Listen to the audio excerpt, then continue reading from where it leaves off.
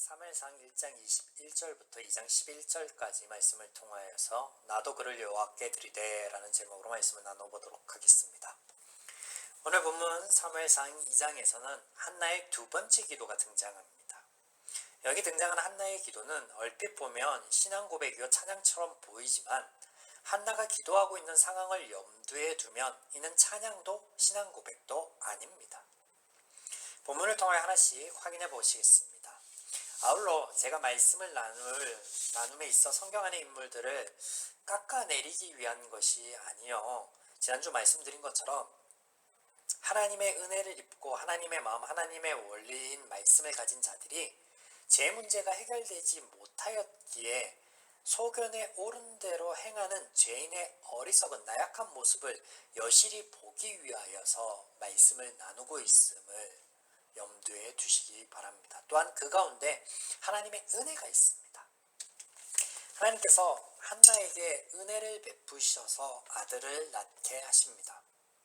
한나가 자신에게 발생한 일, 사무엘이라는 이름을 떠올려 볼 때마다 그는 이렇게 마음에 생각하고 있었을까요? 하나님께 구하여서 얻게 된 아들이지. 또 이 아들을 하나님께 드려야 되지. 늘 마음속에 이것이 있었을 것입니다. 때문에 한나는 사무엘이 졌을 때자 그 어린아이를 그들이 늘 예배하기 위하여 찾던 실로의 엘리에게 보내게 되죠. 사무엘은 어린 나이에 가족과 생이별을 경험하게 되었고 종교시설에 위탁받게 되었습니다. 그간에 모르겠습니다. 한나가 조금은 아이를 보내는 것에 어떤 부모로서의 어려움이 있었는지도 모르겠어요. 성경에 보면, 오늘 본문에 보면 아이를 얻고 난 후에도 매해 예배를 드리기 위해서, 서원제를 드리기 위해서 한나의 가족들 엘가나가 실로에 올라갔지만 한나는 가지 않았습니다. 가지 않고 아이와 있었다라고 해요. 그리고 아이가 젖을 떼고 약속한 때가 이르러야 비로소 아이를 데리고 가서 엘리에게 위탁합니다. 어쩌면 그 모습 속에 부모로서의 조금은 아이를 향한 애정이 거기에 담겨 있지 않느냐. 여하튼 사무엘상 1장과 2장의 이야기가 우리가 보면 금방금방 일어난 것 같지만 사실은 수년에 걸쳐서 발생한 이야기다라는 거예요. 사무엘상 1장 3절에 그들이 매년 실로에 제사를 드렸다라는 기록을 보건대 아마 한나가 자녀가 없이 고통스러운 나날을 보낸 것이 아주 오랜 세월이었을 것입니다. 자녀를 얻기 위하여 다른 여타의 반복들도 물론 행했을 것입니다. 민간요법들 여러 가지 찾아서 해보았겠죠. 그리고 제사라는 것들, 다른 신들을 찾아보는 행위들 해보았을 거예요. 이런저런 행위들을 다 해보다가 마지막에 하나님을 찾지 않았나 그렇게 보여집니다. 왜냐면 그 이전에는 해결되지 않았을 테니까요. 그런데 하나님을 찾았을 때는 해결되었죠. 그게 종지부였으니까요. 끝이었으니까.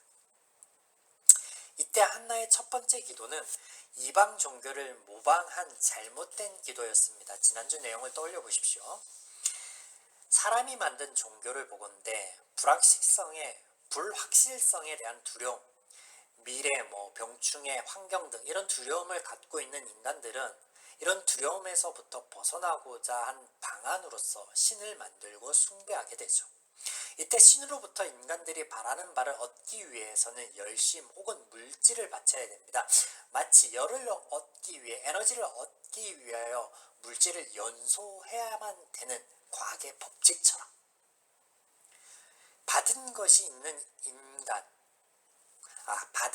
있는 신이 인간 편에 필요한 것을 준다. 이게 종교에서 말하는 것이고 성경에서는 이것을 재원리라 할 수 있겠습니다. 한나의 기도 속에 이런 내용이 담겨 있죠. 만약 아들을 주신다면 내가 그 아들을 당신께 바치겠나이다. 이런 종교 행위 안에 누가 더 열심을 내고 누가 더 많은 것을 바쳤는가의 여부가 복의 충분 조건으로 작용합니다. 여러분, 만약 하나님께서 더 열심히 기도한 사람, 더 많이 헌금을 낸 사람, 더 많은 시간을 내어 봉사한 사람들에게 복을 더 주신다면 시간이 없고 돈이 없고 일상에 쫓겨 매일매일 허덕이는 사람들은요, 하나님의 복받을 자격이 없는 사람들인가요? 하나님께서도 인간이 만들어낸 종교와 생각 안에 갇히게 되면 어찌 그것을 하나님이라고 할 수 있겠습니까? 유일한 존재라고 할 수 있겠습니까? 물론 하나님께서 만드신 행위의 법칙 안에 우리가 선한 것들을 심으면 삶 가운데 선한 열매들을 맺게 되는 것, 그것은 맞아요. 그러나 그것이 앞선 종교 행위와 혼동되거나 혼합되어서 하나님께 받은 은혜를 가늠한다라는 것이 문제예요. 그렇지 않습니다. 은혜는 은혜로서 주어지는 거예요. 결론을 말씀드리자면 하나님은 죄의 원리가 아닌 은혜의 원리로 움직이고 역사하신다라는 사실이에요. 출애굽부터 지금까지 성경에서 하나님의 일하심을 보십시오. 어디 이스라엘이 하나님께 받을 만한 복의 충분 조건을 제시하였는지, 또 그것에 따라서 하나님이 역사하였는지? 아닙니다. 오히려 그들은 하나님을 예배하고 하나님을 찬양하고 하나님을 높여드리고 하나님께 어떤 종교에서 얘기하는 복받을 만한 짓을 하였다기보다는 오히려 틈만 나면 하나님을 원망하고 불평하고 떠나고 이방신들을 섬기기에 바빴습니다. 어그러지기에 바빴지 정도를 걷지 않았습니다. 그럼에도 불구하고 하나님께서는 늘 그들을 위하여 역사하셨습니다. 왜? 하나님께서는요, 죄의 법칙이 아니라 은혜의 법칙으로 일하고 계시니까요. 이런 하나님의 은혜는 출애굽이 시작이 아니라 오히려 창세기가 시작이죠. 천지 창조가 은혜였습니다. 하나님의 마음, 하나님의 원리를 버린 죄인들에게 찾아오신 것 자체가 시작이었습니다. 은혜의 시작, 은혜의 원리로 일하신 하나님의 시작. 애초에 시작부터가 은혜였다는 거예요. 한나의 기도는 하나님의 은혜를 구한 것이 아니라, 이런 하나님의 은혜를 알아 구한 것이 아니라 제 원리를 따라서 자신의 필요를 구한 것입니다. 그런데 하나님께서는 그런 한나를 돌아보십니다. 하나님의 원리가 아니라 제 원리를 구하였는데 하나님께서 돌아보시고 하나님께서 응답하여 주셨어요. 왜? 이유가 뭐예요? 이유가 뭘까요?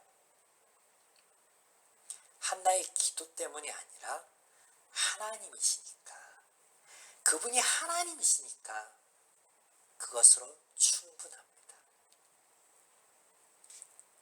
사사기부터 룻기 사무엘상 한나에게 이어지는 내용을 정리하면 이렇습니다.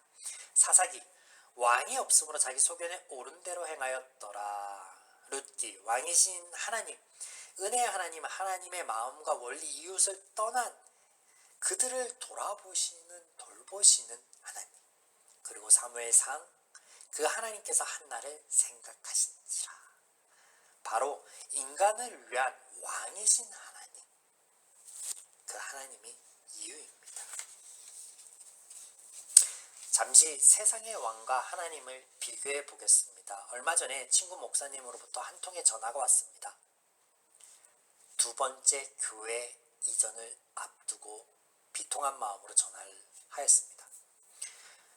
경기도에서 사역을 하고 있을 당시 건물주가 말도 안 되는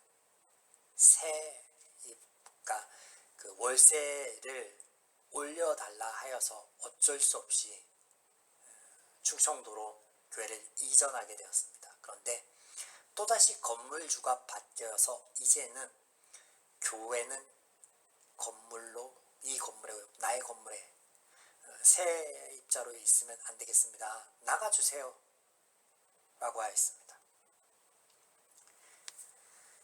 교회가 상가 임대차 보호법의 사각지대에 있습니다. 법의 보호를, 이 나라의 대통령의 보호를 받지 못합니다. 이유는 하나예요. 세금을 안 내거든요. 여기서 세금은 백성의 의무이고 임대차 보호법이란 임금의 의무예요. 다시 말씀드려서 세상은요, 백성의 의무를 다할 때 임금이 의무로서 백성을 돌본다라는 거예요. 이게 세상의 백성과 왕의 모습입니다. 하지만 하나님께서는 백성들의 의무가 조건이 되어 왕으로서의 의무를 행하지 않으신다라는 점, 그것이 의무이기에 행하십니다. 백성들을 돌보시고 돌아보시는 게 당신의 의무이기 때문에 당신은 그 의무를 신실히 지키실 뿐이다라는 거예요.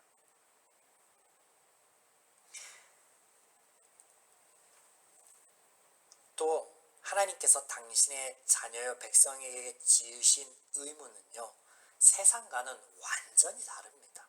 완전히 달라요. 여기서 백성의 의무란 하나님을 섬기고 하나님을 예배하는 게 결단코 아닙니다.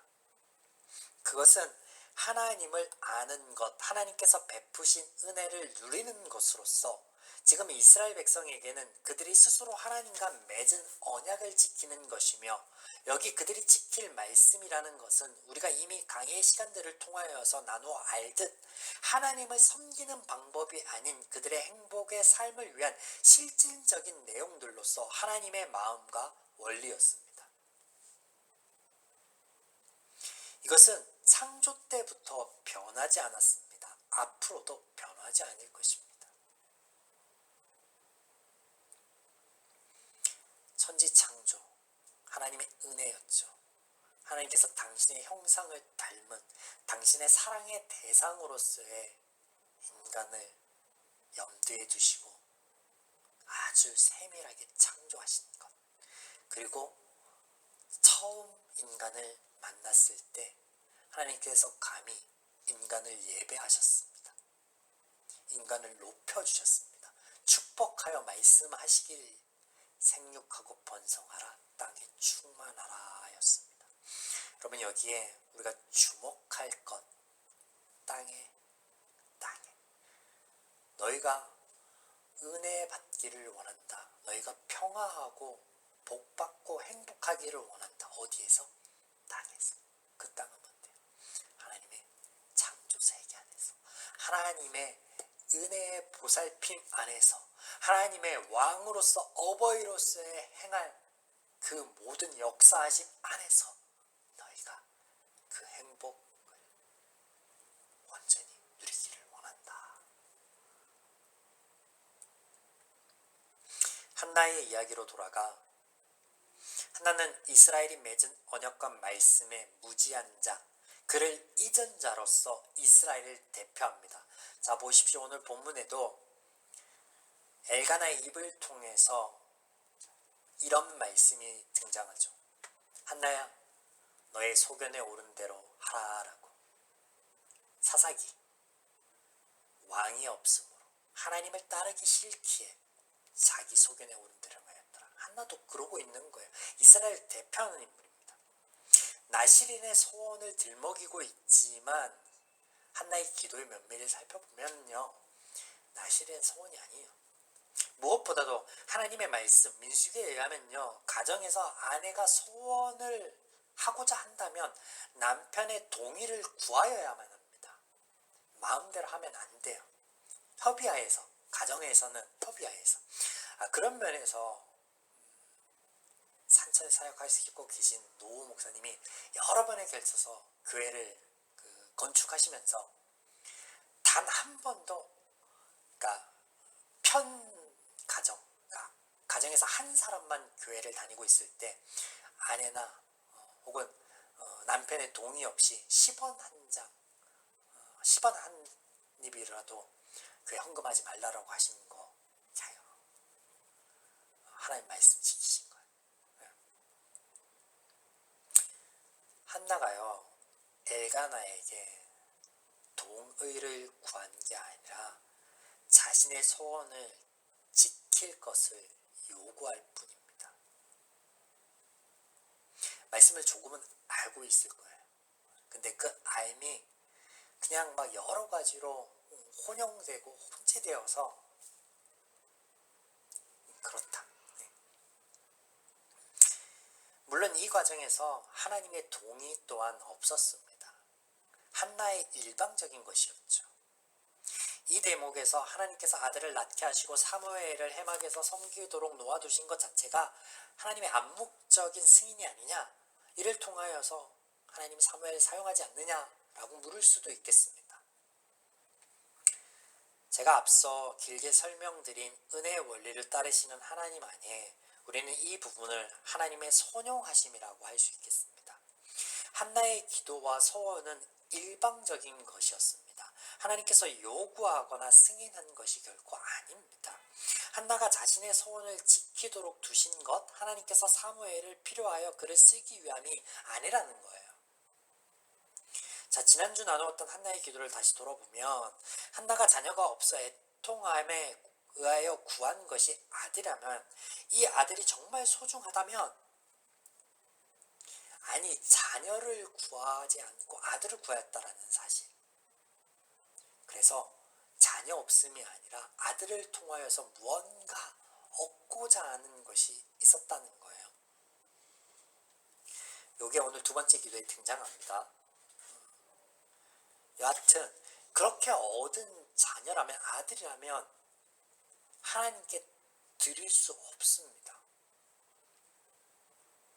너무 소중하니까, 너무 귀하니까. 그런데 한나가 필요한 건요, 한나가 정말로 필요한 건요, 심중에 정말로 필요한 건 자녀가 아니라 자녀가 없어 받게 되었던 수모와 질타에서 벗어나고 싶은 거예요. 분인나의 격분시킴으로부터 벗어나고 싶은 것, 이게 정말 그 심중에 있는 의도인 거예요. 진의. 두 번째 기도에 등장합니다. 한나의 두 번째 기도에. 이따 증명해 보이겠습니다. 지금 한나는요, 제 원리를 따릅니다. 만약 하나님께서 한나의 이런 어그러진 부분들을 잡고자 한다면요, 한나가 기도할 때 또 소원을 갚을 때마다 앞장서서 막으셔야 되는데 하나님께서 그렇게 하지 않으십니다. 왜냐하면 그렇게 하지 않으셔야 되기 때문에 그래요. 십자가의 구원의 은혜를 입은 이들이 전에 죄인이었을 때의 모습을, 그 모습이 얼마나 비참하고 불행하였는가에 대한 정보를 어디에서 얻을 수 있겠습니까? 바로 이런 부분에서 얻는 거예요. 만약에 한나에게서 그러면 안 되지 않습니까? 라고 해서 하나님 그러지 않으셨다라면요, 구약은 필요 없는 거예요. 하나님께서 이스라엘 백성이 지키지 못할 것을 아시면서도 불구하고 눈물을 머금고 간곡히 부탁하시면서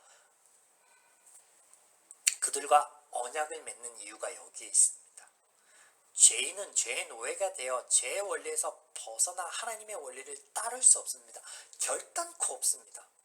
그럼에도 불구하고 하나님이 그들과 언약을 맺죠. 이 구약 성경에 인간들, 죄인들의 어그러짐과 부족함과 안타까움이 등장할 수밖에 없는 이유, 제가 여러 번 아마 말씀드렸을 거예요. 첫 번째는 하나님께서 당신의 사랑의 대상이여 형상을 따라 지음받은 인간을 사랑하셔서 그 인간에게 온전한 자유를 주시기 위한 거예요. 그래서 늘 선택의 자유를 주십니다. 이게 첫 번째 이유라면, 두 번째는요, 믿음을 위해서예요. 믿음이란 뭐냐? 죄와 다른 하나님의 원리를 온전히 알리시기 위한 거예요. 그러면 죄의 원리의 결과가 무엇이고 죄의 안타까움이 무엇인지 알려주시기 위해서 죄의 결과를 보여주셨어야만 합니다. 하나님께서 그래서 죄를 짓게 하시는 게 아니라 그냥 죄를 짓는 인간을 버려두시는 거예요. 로마서 말씀처럼. 그러면 자연스럽게 하나님의 원리가 등장했을 때, 하나님의 원리와 제 원리가 이토록 다르구나 라는 것을 아는 거예요. 그러면 선택의 때 하나님은 선택할 수 있게 되죠. 선택할 수 있는 능력, 힘이 하나님의 구원으로부터 주어졌을 때는요, 이 모든 게 하나님의 은혜예요. 세심한 은혜라는 거예요.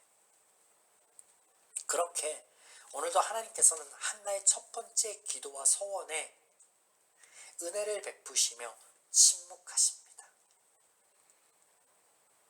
그리고 이어지는 한나의 두 번째 신앙 고백으로서의 기도. 자, 본문 사무엘상 2장 1절로 10절까지만 떼어보시면 이것이 신앙 고백이요 하나님을 향한 찬양 같습니다. 그런데 아닙니다. 서두에서 말씀드렸듯이 지금 한나로부터 이런 두 번째 기도가 나오게 된 배경을 우리가 잘 알고 있는데, 이 배경을 염두에 두고 한나의 기도 속에 등장하는 내용들을 살펴보자면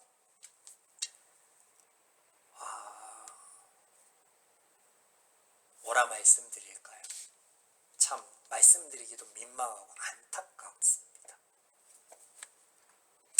자, 말씀 속에 계속하여 두 부류가 비교되고 있음을 우리가 알 수 있습니다.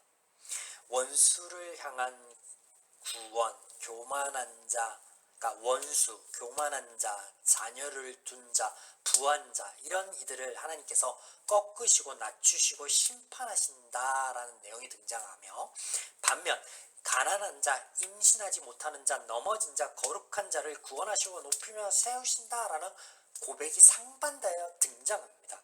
그렇다면 한나의 이 지극히 이분법적인 고백이 그의 삶에서는 어떻게 적용되는 거예요? 여기에 등장하는 원수, 자녀를 둔 자, 부한 자는 누구예요? 한나의 고백 속에서, 한나의 삶 속에서 분인나입니다. 분인나가 교만한 자고, 분인나가 자녀를 가진 자고, 분인나가 부한 자고, 분인나가 지혜로운 자고, 분인나가 원수인 거예요. 한나는 가난한 자고, 임신하지 못한 자고, 넘어진 자고, 거룩한 자예요. 그래서 하나님이 분인나는 낮추시고 한나 자기는 높여주셨다라는 거예요. 여기에 대한 고백이고 기도입니다.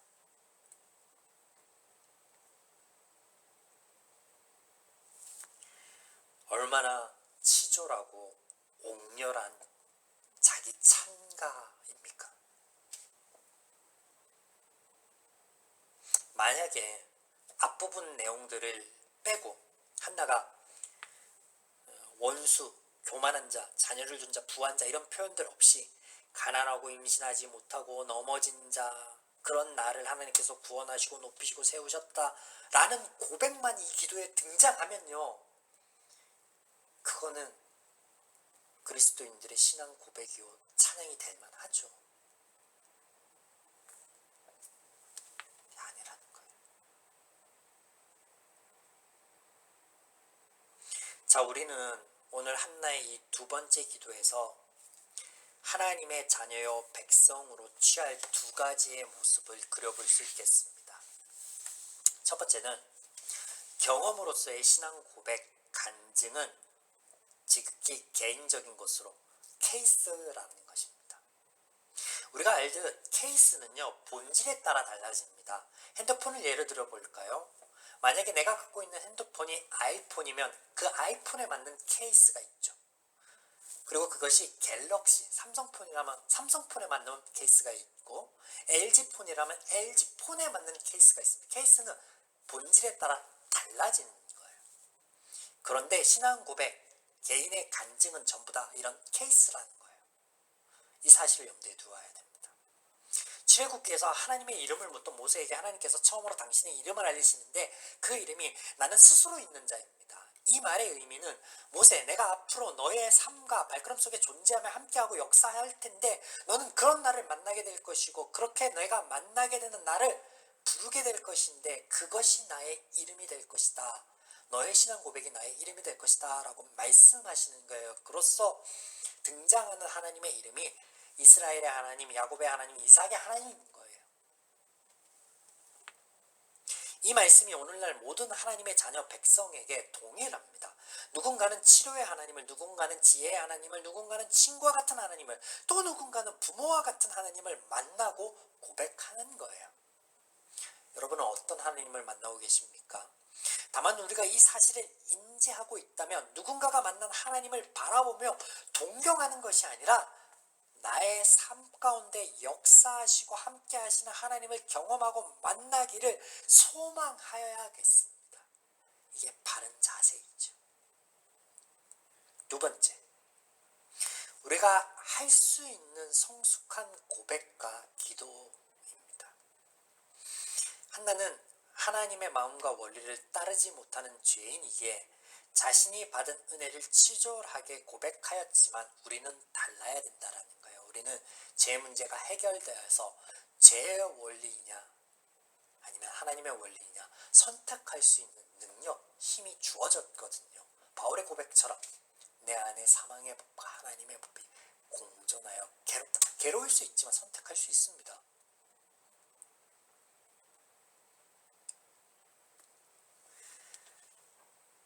자신이 받은 은혜를 치졸하게 고백한 한나와는 달리 우리가 한나의 모습과는 달리 이 기도를 바꾸자면 이렇게 기도해 볼 수 있겠습니다. 한나를 격분케 하는 부인 나를 이겼다 한 방 먹여 행복하다라가 아니라 하나님, 그녀 또한 나와 똑같은 상처 입은 여인입니다. 남편의 사랑을 받지 못한 그 여인이 하나님 앞에 위로받기를 원합니다. 하나님께 나아가기를 원합니다. 더불어 우리 가정이 평화하기를 소망합니다. 경쟁하는 것이 아니라 서로 격분하는 것이 아니라 격분케 하는 것이 아니라 화목하기를 원합니다. 라고 기도가 바뀔 필요가 있겠죠. 하나님께서 말씀하십니다. 악을 악으로 이길 수 없고 악을 선으로 이길 수 있으니 너희가 선으로 악을 이기기를 원하노라. 한 가지 더 보시겠습니다. 서원을 지키며 한 한나의 고백이 무척 재미있는 대목입니다. 내가 구하여 기도한 바를 여호와께서 내게 허락하신지라. 그러므로 나도 그를 여호와께 드리되 그의 평생을 여호와께 드리나이다 하고 그가 거기서 여호와께 경배하니라. 1장 27절과 28절의 내용인데요. 28절, 특별히 28절에 여호와께라는 단어가 3번 등장합니다. 여기서 여호와께라는 단어는 전치사 포와의 합성으로서 하나님을 위하여라는 말이 됩니다. 그래서 이것을 풀어드리면 하나님을 위하여 내가 나의 아들을 드립니다 라는 말이 되는 거예요. 자, 다시 결론. 하나님을 위하여 내가 나의 아들을 드립니다. 여러분, 어딘가 익숙하지 않습니까? 아주 재미있는 대목인데요. 사실 이 말은 하나님께서 하나님께서 하신 말씀이에요. 내가 너희 많은 사람들의 많은 죄와 허물을 사하기 위하여 나의 아들을 내어준다. 재미있기는요. 사사기부터 이어지는 온전하신 하나님의 구원, 그 구원을 베푸신 이가 우리의 왕이기 때문에 그런데 그 구원의 하나님 말씀하심에 하나님이 한나의 이 어리숙한 고백으로 하나님의 고백을 대처하는 것과 같습니다. 하나님, 내가 당신 하나님을 위해 내 아들을 사무엘을 드릴게요가 아니라 하나님의 말씀이 들리는 거예요. 이 안에서 내가 너희 많은 사람들을 위하여 많은 죄를 위하여 그것을 사하기 위하여 내 아들을 너희를 위하여 내어준다. 사랑하는 여러분, 성경은 사람들의 이야기를 들려주거나 혹은 그들을 본받게 하기 위함이 아닌 우리를 위하여 역사하시는 하나님의 은혜가 무엇이며 그 하나님께서 누구인지 알려주시기 위하여 주신 하나님의 책입니다. 늘 이것을 잊지 말고 성경을 가까이 하여야겠습니다. 오늘도 말씀 안에서 내게 베푸신 하나님의 은혜가 발견되어진다면요. 감사합니다. 하나님 감사합니다. 그 고백 한마디로 충분합니다. 하나님을 위하여 내가 무엇을 드릴까? 하나님을 위하여 내가 무엇을 할까? 그것을 고민하기보다는요, 하나님께서 베풀어 주신 발견된 은혜를 우리의 삶 가운데 더욱 풍성하게 누림을 통하여서 하나님의 은혜에 응답하는 저와 여러분이기를 간절히 주님의 이름으로 축원합니다. 또한 그런 우리의 믿음의 행보이기를, 한 주의 발걸음이기를 소망하여